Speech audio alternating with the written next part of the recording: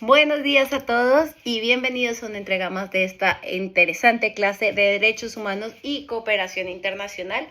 Bueno, me imagino que deben estar súper tristes porque hoy no los acompaño. Pero bueno, les he enviado una representante que es maravillosa, una gran embajadora, que ya se habrá presentado, sí, ya contará, tenemos un perfil muy similar, pero imagino que van a tener una clase también muy interesante con ella. Pero bueno, vamos al grano. Hoy vamos a analizar un tema que es fundamental para comprender la esencia misma de la Unión Europea, que después lo veremos en la clase de organizaciones internacionales. Pero bueno, es su política de derechos humanos. Y quiero iniciar esta reflexión con una idea clave, y es que la Unión Europea no es ni ha sido nunca únicamente un proyecto económico, que bueno, que a lo mejor nos pensamos que viene por esta rivalidad de la Segunda Guerra Mundial, pero bueno, que al final nos hemos dado cuenta que no era solamente economía, ¿no? O porque las guerras mundiales. Bien, es cierto que a menudo la asociamos con el mercado común, con la libre circulación de bienes y servicios, de capitales, la cantidad de personas que nos movemos o con tener una moneda única, el euro, sí, pero bueno. Sin embargo, todos estos elementos, aunque son esenciales, no representan la totalidad del proyecto europeo. La Unión Europea es ante todo una comunidad de valores y en el centro de esos valores se encuentra el respeto y la promoción de los derechos humanos. De hecho, podemos afirmar que los derechos humanos constituyen en el núcleo político y también identitario de la Unión. Y este compromiso no ha sido estático, sino que ha venido evolucionando profundamente y ampliándose hacia nuevas áreas y consagrándose tanto en el ámbito jurídico como en el ámbito institucional.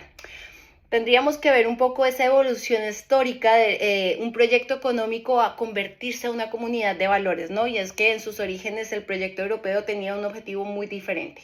En el 55 con el Tratado de París y en el 57 con los Tratados de Roma no existía un catálogo de derechos fundamentales, como lo hemos venido comentando a lo largo de estas clases.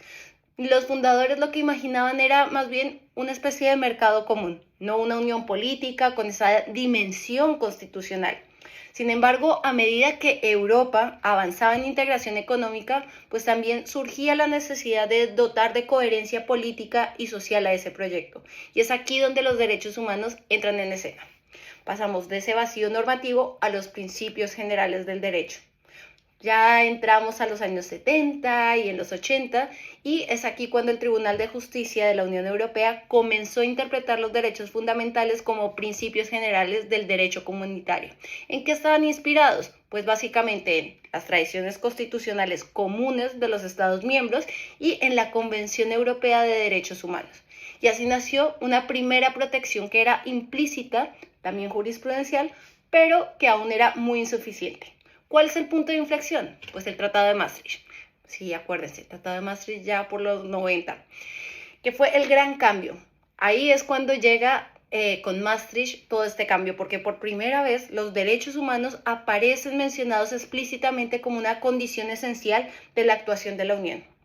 Y se introduce también la idea de una ciudadanía europea, que aquí ya incorpora los derechos que están vinculados a temas como la movilidad, a la participación política y a la protección diplomática. Claro, con esto ya empezamos a hablar de una consolidación que es en la Carta de los Derechos Fundamentales por allá en el año 2000, que es el siguiente hito, ¿no? Es la proclamación de esa Carta de Derechos Fundamentales en Niza en el año 2000. Y la Carta lo que hacía era sistematizar en un único documento, por un lado, los derechos civiles y políticos, por el otro, los derechos sociales y económicos, y unos nuevos derechos como la protección de datos, la bioética, el medio ambiente, bueno, todos estos derechos de nueva generación, ¿no? Que inicialmente esta no era vinculante, era una proclamación. Pero bueno, esto lo hemos dicho ya en la clase de la semana anterior. Pero eso llega a cambiar con el Tratado de Lisboa, que la convierte en derecho primario. Y la Unión Europea pasa a ser un proyecto funcional o un proyecto que es profundamente axiológico y normativo. Entonces, ya aquí empezamos a hablar de unas instituciones europeas que están dedicadas a la protección de los derechos humanos Y la protección de los derechos fundamentales en Europa hoy en día no depende de una sola institución, sino más bien de un ecosistema complejo donde intervienen organismos tanto políticos como administrativos y también judiciales, para ustedes los abogados. Bien, ¿cuáles son esas instituciones políticas y administrativas? Por una parte tenemos la Comisión de Derechos Fundamentales del Parlamento Europeo, que es la que supervisa tanto las políticas como se encarga de examinar cuáles son las vulneraciones que hay de derechos fundamentales. Bien, por otra parte tenemos al Defensor del Pueblo, que lo que hace es proteger a los ciudadanos frente a casos de mala administración. Y un Observatorio Europeo contra el racismo y la xenofobia, que es el antecedente de la actual agencia que monitorea temas de discriminación, ¿no? Bueno, sigamos hablando un poco de estas instituciones. Tenemos por otra parte la Agencia de Derechos Fundamentales de la Unión Europea, que fue creada por allá en el año 2003 y se encarga de investigar, de asesorar y producir informes que son esenciales sobre temas como la discriminación, de la seguridad, de temas como derechos digitales y también de la justicia. Así que bueno, al final hemos hablado de cómo se va conformando toda esta institucionalidad y estas instituciones configuran una estructura que es robusta, pero que no está exenta de desafíos, como ya lo veremos más adelante. De hecho, me falta por decirles que la Comisión Europea también tiene que estar incluida ahí, porque la Comisión Europea lo que hace es que supervisa el cumplimiento del Estado de Derecho y también puede iniciar procedimientos de infracción cuando un Estado vulnera derechos fundamentales. Luego, teníamos un debate a raíz de nuestra lectura donde el plano judicial a lo mejor no había quedado claro. Tenemos por un lado Estrasburgo y por otra parte Luxemburgo. Y claro, dentro de todas estas desafíos, vamos a decir que tenemos que ir directamente a hablar de esos dos tribunales. Europa tiene esos dos tribunales claves que son como dos vértices de un mismo ecosistema jurídico que vamos a diferenciar ahora.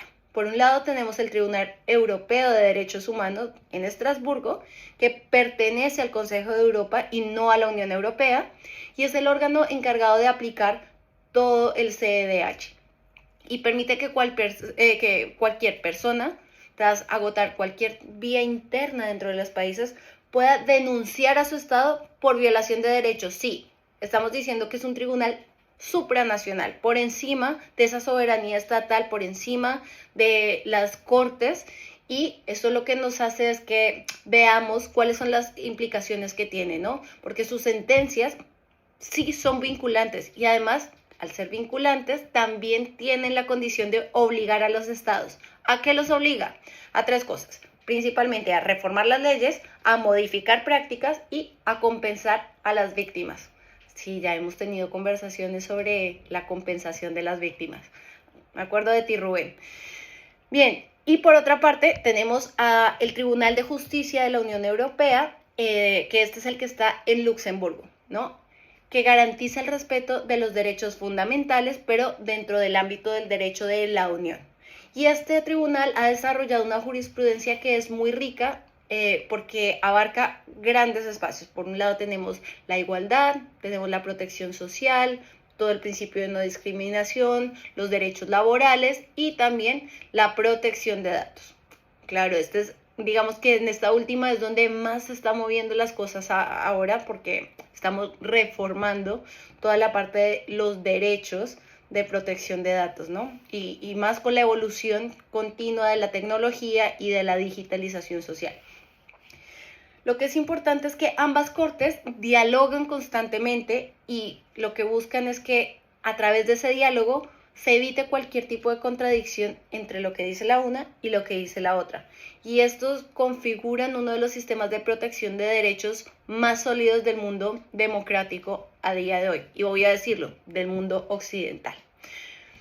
Bien, pero ahora quiero que nos vayamos un momento a explorar esa Carta de Derechos Fundamentales de la Unión Europea, que fue proclamada en el año 2000 y se hizo vinculante solamente 9 años más tarde, es decir, desde el 2009, cuando entra en vigor el Tratado de Lisboa.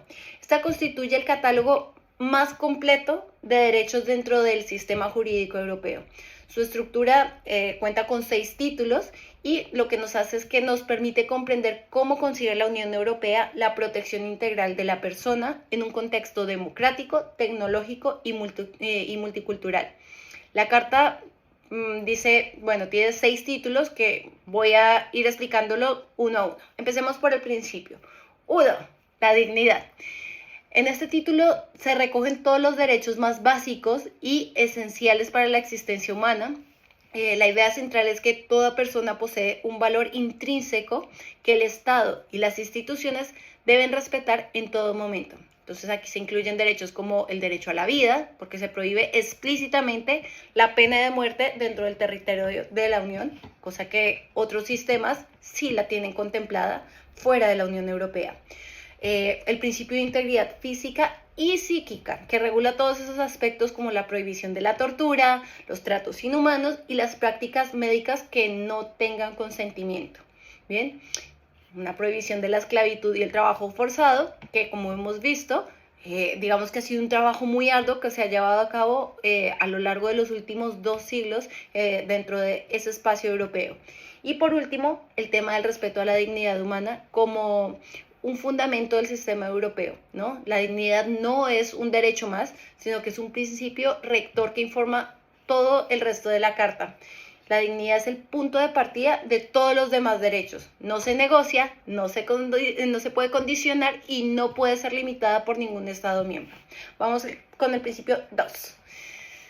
En el principio 2 es el de las libertades. Este título agrupa tanto derechos civiles como políticos que garantizan que los ciudadanos puedan desarrollar su personalidad, expresar sus ideas, practicar una religión y también participar plenamente en la vida social.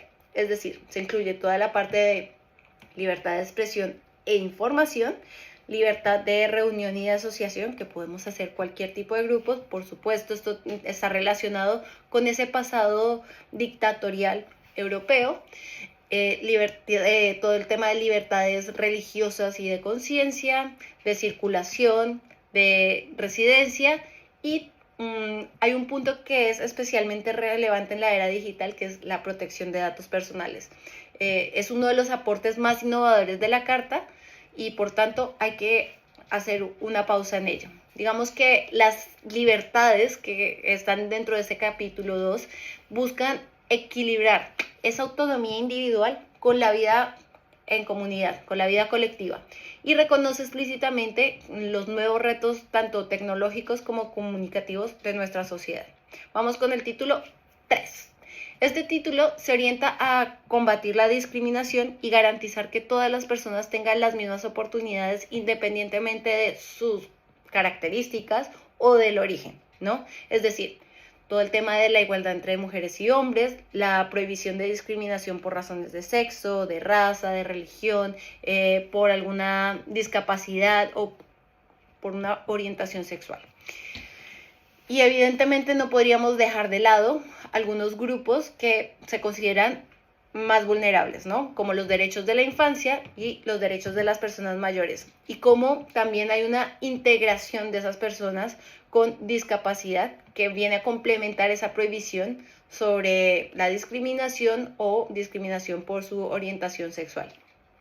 Es un título que refleja la sensibilidad contemporánea hacia las minorías y los grupos más vulnerables y que amplía la noción clásica de igualdad jurídica hacia una igualdad más material y efectiva. Digamos que la igualdad en la Unión Europea no significa solo tratar de igual, sino eliminar las barreras y compensar las desigualdades históricas. Es decir, de alguna manera es mirar al pasado para construir un mejor futuro. Bien. Número 4.